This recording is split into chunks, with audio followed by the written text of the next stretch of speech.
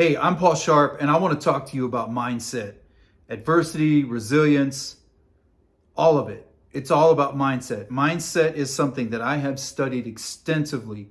I have gone down the rabbit hole on this subject for a number of reasons. One reason is in November 9th, 2014, I experienced a brain aneurysm, the type that kills 90% of the people that have this event, that face this event. It occurred on the left side of my brain. It made it so I couldn't see out of my left eye. So I was blind in my left eye, partially blind, I guess you could say. It felt like I had a fog right about here. So just in front of my face, it felt like there was something constantly there. That lasted for a few months. And I lost the use temporarily of the right side of my body. My hand wouldn't work, at least not the way I wanted it to. My right foot, it was a mess. Repeatedly during my time in the critical care unit, the doctors and nurses all said the same thing. Neurologists, everybody said the same thing. The only reason you survived this is because you came in here so physically strong, so conditioned, so in shape, and mentally tough. That's all we can say. That's the only thing they could chalk it up to. And I'm grateful for that. Not a day goes by that I'm not thankful for another moment, another second to live. And because there were people that were there at the same time who did not survive in being treated for an aneurysm. And so I never want to take that for granted. I never want to take that for granted, that I was able to walk out of there and other people were not.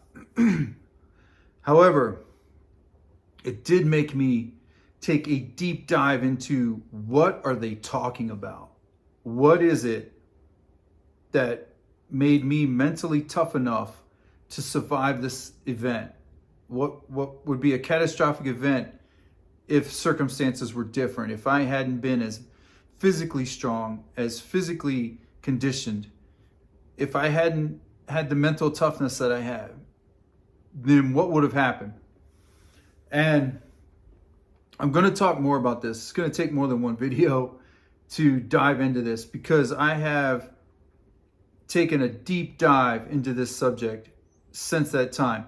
Now, prior to this, I had another incident in 2011, the first time I was diagnosed with pancreatitis, and they figured out that, this is chronic, it's going to be an issue. And I was in sepsis, septic shock, I think, if I got the terminology right. And because I let it go too long.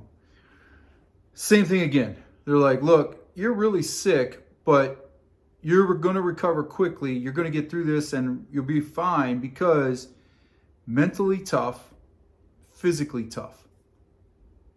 So I had two things now that were telling me the reason you're doing okay, the reason you're going to come out of this okay, is because physically you're in great shape and mentally extremely tough.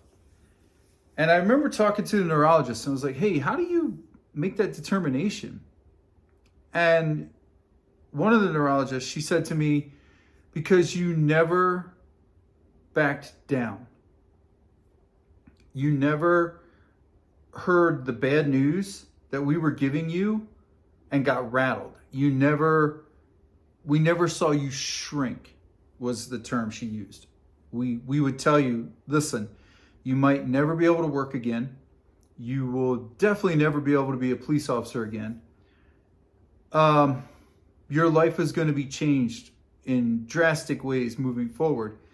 And when we said that to you, you never flinched. You actually started laughing and said, we'll see about that. And I do remember saying that through the haze of drugs and everything else that they were pumping into my system to deal with the pain, because I had intracranial swelling, which meant my brain was trying to burst out of my skull. It's incredibly painful.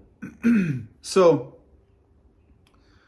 it just made me think about those circumstances and how I got through it and what were the ingredients and how do I do that for others, as well as continue to do it for myself. How do I continue to make myself tougher and tougher mentally and physically. And also, how do I do this for other people? How do I make other people mentally and physically tougher? And it became a study over the last 10 years of just diving deep into this subject, trying to understand, trying to make sense of it, and in a way that I can pass on to others and also replicate for myself. Going through the aneurysm, the recovery coming out of that, becoming dependent on opiates, and realizing it and deciding I'm just going to stop taking them. I didn't step myself off. There's a whole protocol to step you off. They realize that you're going to develop a dependency on these things, and they have a protocol to walk you off of them. I didn't wait around for that protocol. I just quit cold turkey, and it was not fun. It was, it was hellacious actually. But I remember just always having this mindset of, always having this voice in my head of, no, this is not the end of my story. This is not the final chapter. I'm going to be fine. I'm going to come out of this and I'm going to be fine. That too propelled me even deeper into the mindset rabbit hole of, what is this? It's not our body. We're a spiritual being having a human experience. This thing inside of us, how does it keep us going? How does it keep the meat suit that it's driving? How does it keep it going long enough to get through whatever it is that we're going through?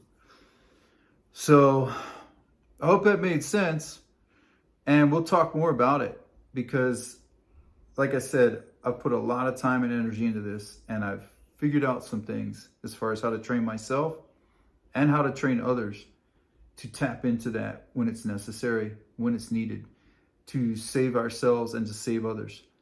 And also just to keep on keeping on when we don't want to.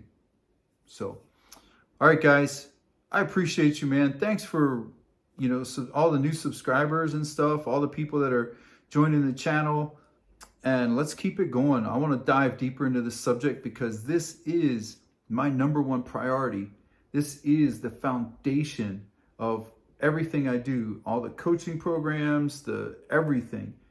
First and foremost, mindset, and then everything else falls into place after that.